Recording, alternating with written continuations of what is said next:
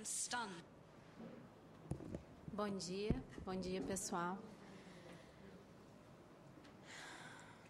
Quando a gente vai estudar o tema que traz a gente aqui hoje, que é o assédio no ambiente de trabalho, seja ele moral ou sexual, a gente encontra reiteradamente a afirmativa de que esse não é um problema novo. E realmente ele não é. Os primeiros estudos sobre assédio remontam à década de 1980, com o psicólogo alemão Heinz Lehmann. Todavia, hoje, acontece aqui uma grande novidade, que é justamente o fato de estarmos aqui reunidos para conversarmos sobre o assédio nosso de cada dia. Já se debateu sobre assédio no ambiente de trabalho aqui no Senado, mas sempre com foco na discussão de projetos de lei, em audiências públicas, com toda a consciência sobre a importância que têm as leis, tem muito mais importância a prática interiorizada da nossa convivência cotidiana. Que me perdoem os demais, mas é a pedra do meu sapato que me faz sangrar os dedos.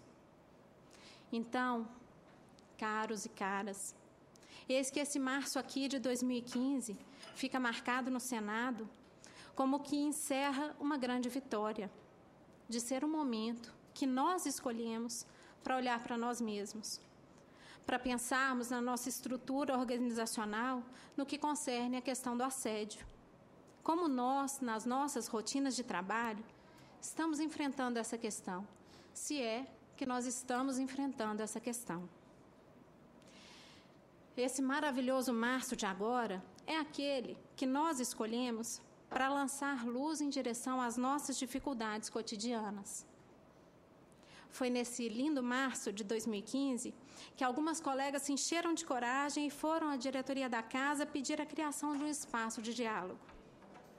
E nesse inesquecível março de 2015, uma diretoria igualmente corajosa criou o espaço privilegiado que vivemos agora. A todas essas mulheres eu saúdo e agradeço. Somente há abuso e doravante assédio, onde há a certeza de que o outro pode ser coisificado, diminuído, usado e finalmente descartado. Muito embora a agressão fique personificada no binômio agressor e vítima, ela violenta toda a estrutura organizacional, que passa a viver um clima de medo e insegurança. Daí o meu papel aqui, hoje, é fazer um breve apanhado para vocês sobre, do ponto de vista jurídico, o que seja o assédio moral e o assédio sexual. O assédio sexual, atualmente, na nossa legislação, ele tem um desenho penal, é crime.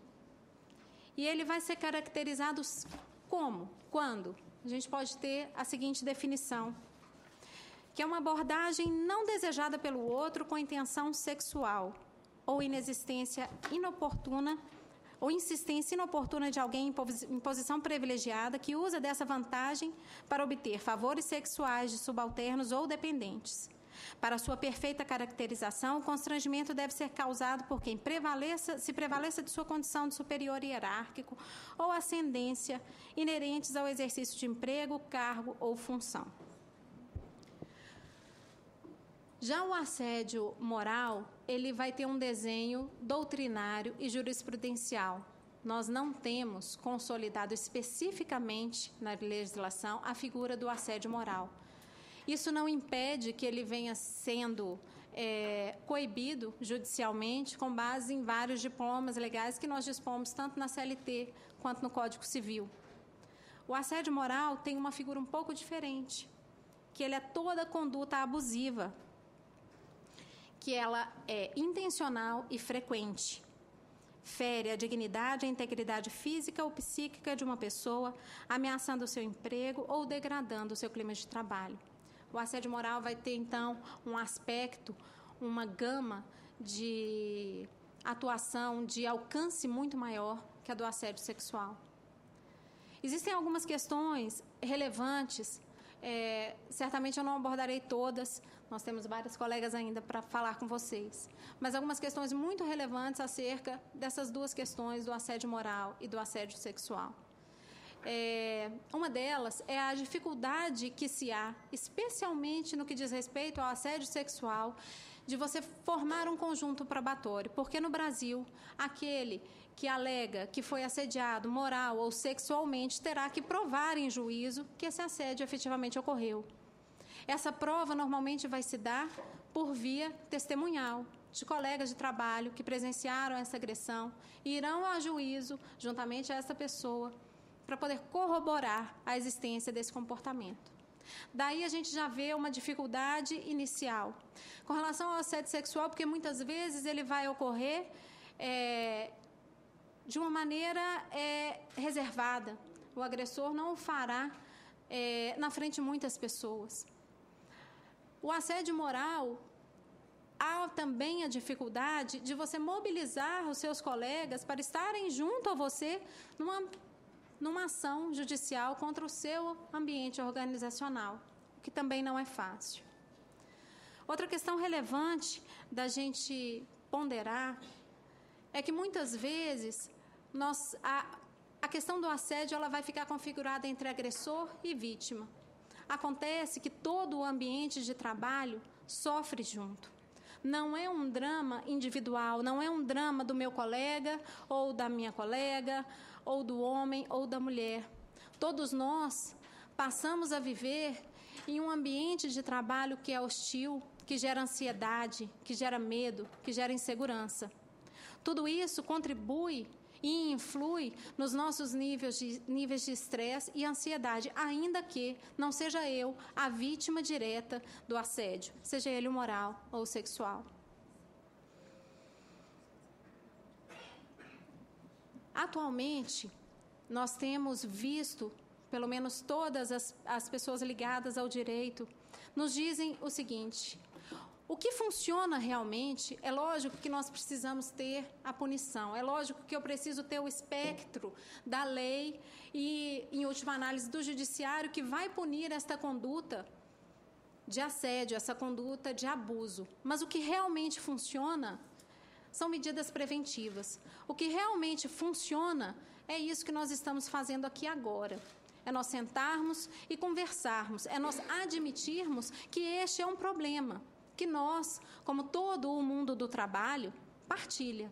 Somos ainda, o mercado de trabalho brasileiro é ainda um mercado extremamente marcado pelo machismo. É ainda um local extremamente agressivo e opressor para a mulher. Não obstante sermos uma parte expressiva da força de trabalho. Por que, então, a gente vai falar de assédio no mês da mulher? Muitas vezes a gente ouve, ora, mas assédio acontece com homens e mulheres, assédio moral, assédio sexual pode acontecer com homens e mulheres de fato, e ele acontece com homens e mulheres. O tipo penal não especifica gênero de agressor nem de vítima, tampouco para o assédio moral. Ocorre que, na maioria das vezes, as vítimas são, sim, as mulheres. O assédio moral muitas vezes vai decorrer de um assédio sexual frustrado. A mulher, dados da força sindical nos informam que o assédio, seja ele o sexual, seja ele o moral, é o segundo maior problema enfrentado pelas mulheres no mercado de trabalho, sendo o primeiro a desigualdade salarial. Então, este é um tema que se relaciona, sim, com a questão de gênero. Para encerrar e para ser breve, para não cansar vocês e poder passar a palavra para minhas colegas, eu gostaria de concluir com a seguinte reflexão. Pode-se questionar por que tratar de assédio no mês de março, caracterizado por ser emblemático na luta das mulheres por igualdade e respeito, alegando que essa é uma questão que atinge a homens e mulheres. De fato, todavia são as mulheres as vítimas mais frequentes no assédio no mercado de trabalho em todas as carreiras. Deve-se isso à cultura brasileira de objetificação do corpo feminino e pela ideia falsa não obstante enraizada, de que as mulheres dizem não, querendo dizer sim. Dados da OIT dão conta que algo em torno de 52% das mulheres economicamente ativas já foram assediadas sexualmente. Esse é o quadro que caracteriza bem a dificuldade que a mulher enfrenta cotidianamente no mercado de trabalho. Mas quando funcionários de direção se unem para refletir sobre a questão, lança-se luz sobre os nossos pontos obscuros e se nos permite, junto com a autoavaliação, quebrar silêncios sufocantes, para finalmente podermos começar a avançar em direção da consolidação do ambiente de trabalho que tanto queremos. Um local onde nos sentimos seguros, capazes, valorizados, onde podemos nos ocupar com o trabalho a realizar, sem temer um inimigo dissimulado que nos espreita, sorrateira e ardilosamente. O ambiente somente muda realmente com a informação, organização, mobilização dos trabalhadores. Um ambiente de trabalho saudável é uma conquista, e é uma conquista que se faz coletivamente. É preciso derrubar barreiras de isolacionismos, fundadas num individualismo competitivo, para refundar nossas relações de trabalho em comportamentos cooperativos, participativos, que privilegiam o diálogo, a validação e a coexistência pacífica com a diversidade, em uma estrutura organizacional segura e equânime. Obrigada.